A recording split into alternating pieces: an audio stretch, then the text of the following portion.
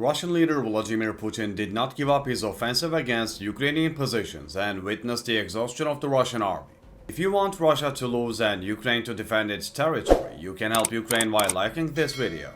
In more than 2 years of war, Russia has lost more than 555,000 military personnel. Russia continues to lose power on Ukrainian territory day by day. Thanks to the right strategies implemented by the Ukrainian army, the Russian offensive has been greatly weakened. The Ukrainian army is strengthening its defense blocks and developing new strategies. Ukraine's clever plans are catching the Russians by surprise. Ozilo has confirmed that the Russian army has lost 1,110 military personnel on the front line in the past day. The strength of the Russian army is weakening day by day, losing over 1,000 soldiers every day. Ukraine continues to launch drone strikes on Russian territory relentlessly. In recent days, Russia was again attacked by drones, and the air defense systems in some Russian cities were activated. The Russian Defense Ministry claimed to have prevented all drone attacks, but one of the cities said to have been attacked is not included in the Defense Ministry's statement. This raises a question in the minds of the public. In the statement, it was said that drone attacks on Voronezh and Belgorod regions were prevented, but the Bryansk region is not mentioned in the statement. According to the statement, 2 UAVs were destroyed in the Voronezh region and 1 UAV in the Belgorod region. However, the governor of Bryansk, who made another statement after the statement, said that 2 Ukrainian UAVs were shot down in the Surashky region. The governor also stated that there were no deaths or injuries as a result of the downed drones. The fact that the governor of the city made a statement about the attack, but the defense ministry did not mention it, may indicate that Russia is returning to the tactics it has resorted to the past. Indeed, whenever the Russian authorities suffered major losses on their own soil, they did not publicize these losses and pretended that the events did not happen. So, what do you think about these suspicious statements? What do you think could be the reason behind Russian officials ignoring an attack in their statement? The Russian Navy, which was the dominant power in the Black Sea at the beginning of the war, lost much of this power over a period of more than 2 years. Using long-range missiles, unmanned aerial and naval vehicles, and sea mines, Ukrainian forces have inflicted heavy losses on the Russian Navy in the Black Sea. To date, the Ukrainian military has destroyed 28 Russian ships. According to Ukrainian Navy spokesman Dmytro Platenchuk, one of the 28 ships is a submarine.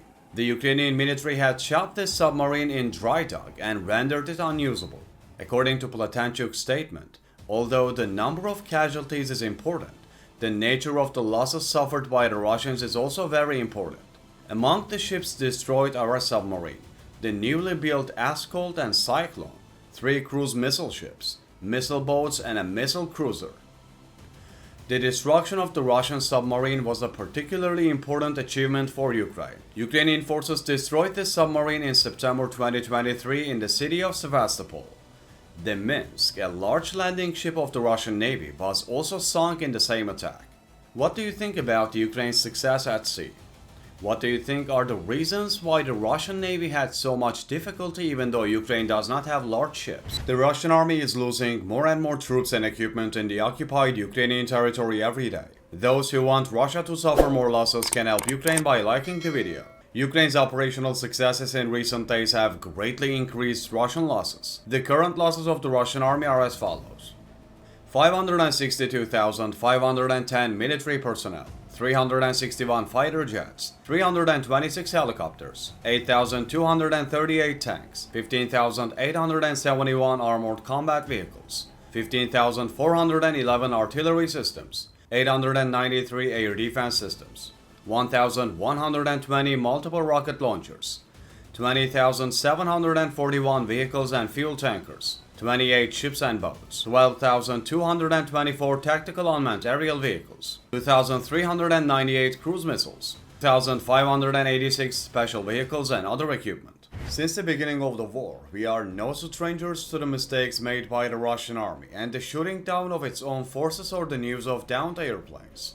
A similar news came from Belarus. A Shahid drone that took off from Ukrainian territory disappeared from radar in Belarusian airspace. According to the information, this drone is said to have crashed near the city of Belarus.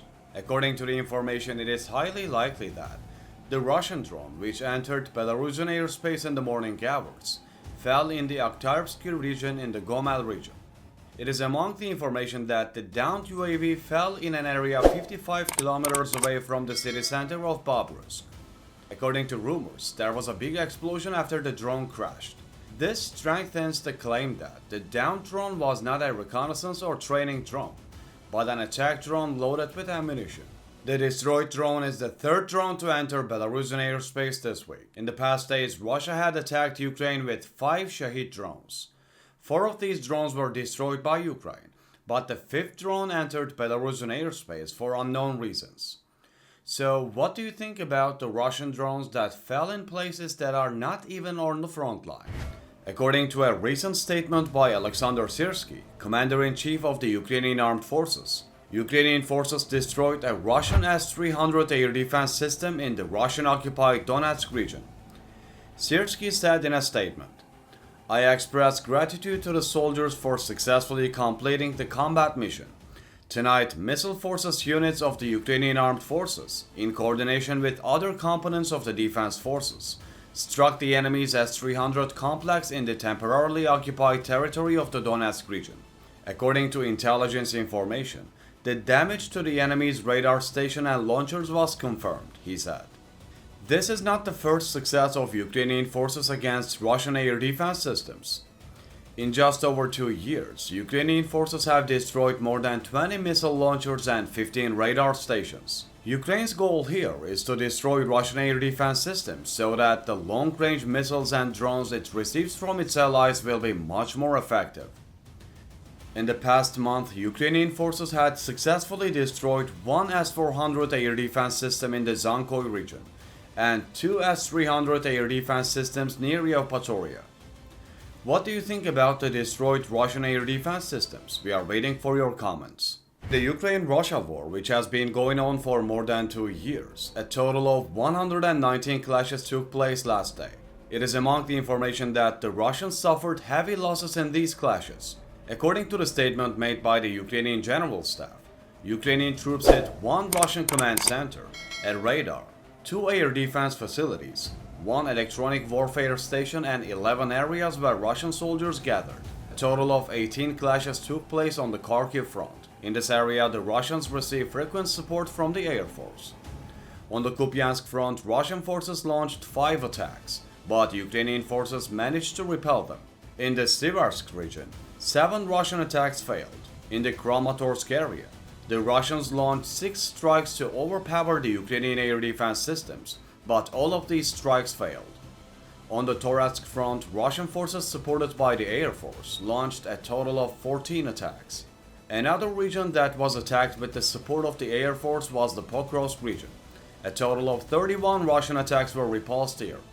In the Krakow region, the Russians organized 17 infiltration operations to capture Ukrainian fortifications but failed.